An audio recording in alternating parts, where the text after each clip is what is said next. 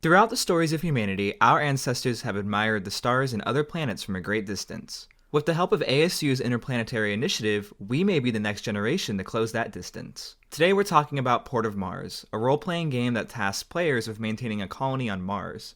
Port of Mars is being developed at ASU to understand more about how people might actually act in a space colonization situation. The exact question the game is poised to answer is, how can we best sustain healthy human communities in space?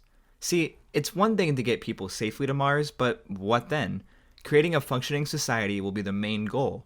Port of Mars was created to hopefully help researchers understand how that can happen. Before meeting with the people who are making the game, I wanted to hear what some of the students who got to play it said. My name is Joshua Nathan and I study mechanical engineering at ASU.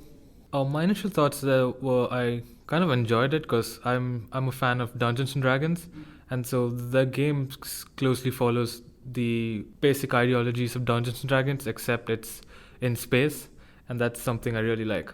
What were some of the situations you went through in the game? There was a scenario where we had to tackle a dust storm because they are most common on Mars, and so each person has a different role to play, and so each guy had to react in a way that fulfills his experience points, so to say. And so we had to make the best use of resources so that everyone gets a somewhat equal amount of experience points, while at the same time being careful not to overuse our resources so we don't run out of it and then ultimately die before help arrives. That's interesting. So what do you think the game did well? So the game, it created an idea of how human civilization would start its baby steps on Mars, and like it showed us how people are able to react to situations when they're put in a completely different environment that's not similar to anywhere else on Earth. Along with other students discussing the game online, Joshua said Port of Mars was actually a lot of fun and compared it to role-playing games in the style of Dungeons & Dragons. After talking with Joshua, I wanted to learn more about Port of Mars directly, so I reached out to project lead Lance Garavi, a professor here at ASU who works in transdisciplinary environments. I'm Lance Garavi, associate professor in the School of Film, Dance, and Theater. Before we talk about Port of Mars, can you tell me more about the transdisciplinary environments that you work in? One of my favorite things about this kind of work is that everyone's a wizard to everyone else. When you're working on a team where everybody's from a different field, the simplest kinds of operations that you do in your daily job are seem like magic to the others. And the same for everybody. The kinds of things that are old hat to an astrophysicist are just fill me with wonder and awe. I feel like, how did you know that, or how did you do that? And they're like, that's nothing. So that's really exciting to be in a room full of people with all kinds of different expertise. ASU really promotes a culture of interdisciplinarity, and I find the people I've worked with here have really embraced that.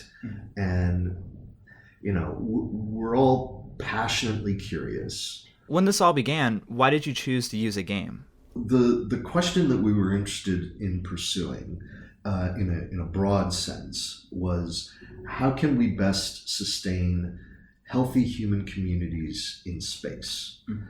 And the way I thought about trying to answer that, we can't, it's prohibitively dangerous and expensive to just send 100 people to the moon only to figure out, hey, how will they get along? We want to answer those questions before we send 100 people to the moon or Mars, right? We want to equip them with the tools that they need to survive and to thrive. So the answer was really, to my mind, to create some sort of simulation that we could run. And so I thought popular simulations are games. I think of role-playing games or video games are simulations of social contexts, right? And so I thought, if we could create a game that would somehow place players in space where they had to somehow get along, figure out how to interact and how to cooperate, we could watch what they're doing, keep track of all their behaviors and actions, and then analyze those behaviors and actions to figure out, okay, what actions tended to produce success and what sorts of actions tended to produce failure. And what we learn from that data, we can use then to create best practices or guidelines or structures for future human space missions. And what were the results from that initial pilot study? We're in the process of writing up the results of the first round of experiments. And some things we learned: groups that communicate effectively tended to do better than groups that did not communicate well. Groups that had clear leaders tended to perform better than groups that did not have clear leaders. Now, those two findings are in line with previous research in the area that we're examining. We discovered some other things about the personality types, worldviews that tended to be successful and those that tended to be less successful. I think that the things we'll discover it's my hope that the things that we discover with this research will help maybe create some design principles or best practices, certain things to guide the people who create the systems for future space missions. Like if Elon Musk sends 100 or 200 people to Mars by 2030, like he's talking about doing, what kind of advice or structures will they want to set up for people once they get there to ensure that the community thrives? What we're hoping to discover is some principles that can guide that. Has Port of Mars helped answer the question of creating healthy human communities in space? The problem that we're examining is really around issues of navigating what are called commons dilemmas. Commons dilemmas are any shared resource, but it can be something really small. If you've ever had roommates where you share a kitchen or a bathroom, that becomes commons for you. Some people will contribute to the upkeep and care of the shared resource and replenishing shared resources like soda or food or toilet paper or whatever, and some people may not contribute to the upkeep and renewal of resources. And so how do you navigate those particular issues? We're faced with all kinds of commons dilemmas on this planet. The sort of broadest one, and the one that's in the news most often, is climate change.